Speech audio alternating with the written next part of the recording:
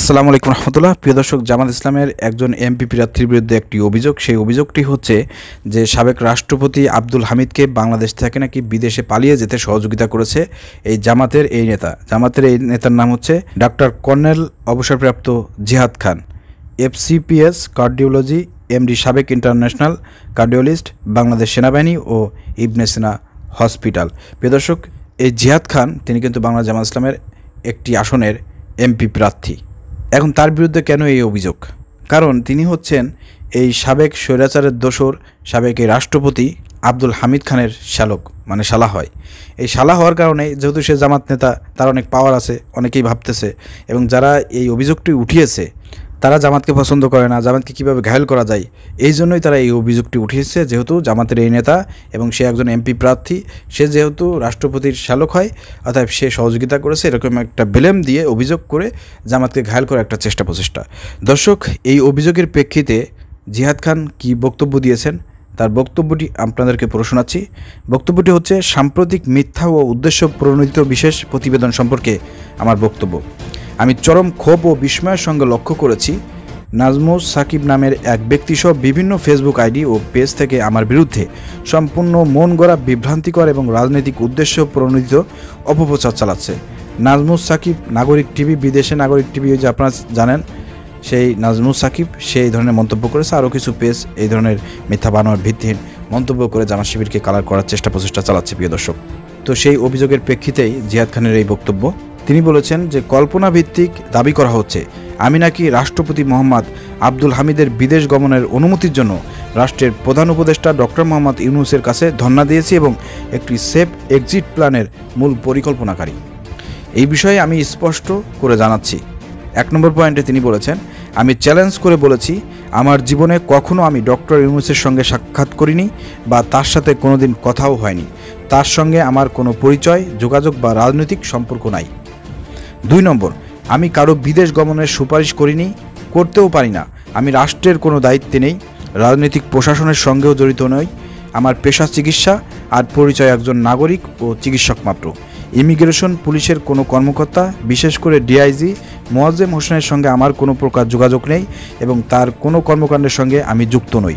বরং প্রশাসন এবং গোয়েন্দা সংস্থা থাকা ফ্যাসিবাদের সমর্থকদের মাধ্যমেই রাজনৈতিক প্রক্রিয়ায় তিনি দেশ ছেড়েছেন, আর পরিকল্পিতভাবে তাদের ভূমিকা আড়াল করতেই আমাকে টেনে আনা হচ্ছে। সুতরাং এ বিষয়ে আমার বিরুদ্ধে মিথ্যা অপপ্রচার না করে সেফ এক্সিটকে দায়ী করে সরকারে থাকা স্বৈরাচারের দোসরদের জবাবদিহিতায় আনা হোক। যারা এই অপপ্রচার ছড়াচ্ছেন তারা যদি এতটাই নিশ্চিত হন যে আমি কোনো ধর্ণা দিয়েছি, সুপারিশ করেছি কিংবা কারো সঙ্গে সেফ এক্সিট পরিকল্পনা করেছি, তাহলে তার সুনির্দিষ্ট প্রমাণ, ফোনালাপ, সাক্ষাৎ, নথি বা ভিডিও ফুটেজ সামনে আনুন। আমি নিশ্চিত এমন কোনো প্রমাণ তারা কখনোই দেখাতে পারবে না, কারণ এই ঘটনা ঘটেনি, এটি নিছক কল্পনা। 3 নম্বরে, শুধু ভিন্নমত পোষণ করায় আমি আমার কর্মজীবনে বহুবার অবিচার ও হেনস্থার শিকার হয়েছি। চাকরি জীবনে আমার ব্রিগেডিয়ার পদে পদোন্নতিও পাওয়ার কথা থাকলেও জামাত সংশ্লিষ্ট থাকার কারণে আমাকে সেই পদোন্নতি দেওয়া হয়নি। এমনকি অবসরের পূর্বে আমার আরেকটি আনারি গ্রেড যুক্ত হওয়ার কথা ছিল, সেটিও সাবেক প্রধানমন্ত্রী গুডবুকে না থাকায় পাওয়া হয়নি। শুধু পদ পদবি সংক্রান্ত বিষয় নয়, একজন চিকিৎসা হিসেবে চিকিৎসা সেবা পেশায় বিতর্কিত করতে নানা সময় স্বাস্থ্য অধিদপ্তরের মাধ্যমে বিভিন্ন রকমের অপচেষ্টা করা হয়েছে। আমাকে বলা হয়েছে আমি ভুয়া ডাক্তার, আমি এনজিওগ্রাম পারি না, এমনকি এক প্যারায় আমাকে ভিডিও করে প্রমাণ দিতে হয়েছে যে আমি এনজিওগ্রামে দক্ষ চিকিৎসক। এগুলো করা হয়েছে শুধুমাত্র জামাতপন্থী হয়ে চিকিৎসক হিসেবে আমার খ্যাতি লাভের কারণে।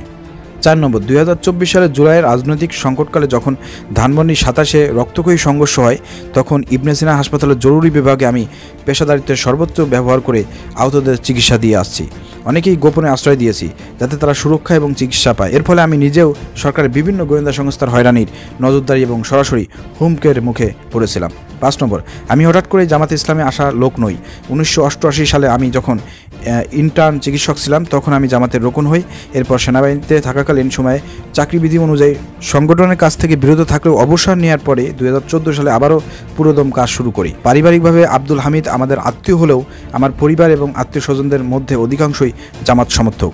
এমনকি মরহুম গোলাম আজম নিজামী সাহেব ও পারিবারিকভাবে আমাদের আত্মীয়। সুতরাং শুধুমাত্র ব্যক্তি আব্দুল হামিদের জন্য আমার পরিবারকে বিবেচনা করা ভুল সিদ্ধান্ত। এই ধরনের বিভ্রান্তিকর প্রতিবেদন কেবল আমাকে নয়, আমার পরিবার, সহকর্মী ও দীর্ঘদিনের চিকিৎসা জীবনে সুনামকে কুলুষিত করার অপপ্রচেষ্টা। আমি এই ধরনের মিথ্যাচারের বিরুদ্ধে আইনগত ব্যবস্থা নেওয়ার বিষয়টি বিবেচনা করছি। সত্যের মুখোমুখি হবার সাহস না থাকলে মিথ্যার আশ্রয় নিয়ে চরিত্র হনন বন্ধ করুন। ডাক্তার কর্নেল অব জিহাদ খান। প্রিয় দর্শক, ইনি বর্তমান কিন্তু জামাত ইসলামের একজন এমপি প্রার্থী একটি আসনের। অতএব তাকে নিয়ে এই প্রোপাগান্ডা, এটা আসলে মেনে নেওয়া যায় না। এ বিষয়ে সবাইকে প্রতিবাদ করতে হবে। সবাইকে অনুরোধ করব, ডাক্তার কর্নেল অবসরপ্রাপ্ত জিহাদ খানের বিরুদ্ধে যে অপপ্রচার চালানো হচ্ছে সে বিষয় সম্পর্কে সমস্ত অভিযোগের জবাব তিনি এখানে দিয়েছেন। আমরা এই ভিডিওর মাধ্যমে আপনাদেরকে দেখিয়ে দিলাম, জানিয়ে দিলাম। আপনার ভিডিওটি শেয়ার করে সবাইকে দেখার সুযোগ করে দেন। আসসালামু আলাইকুম রহমতুল্লাহ।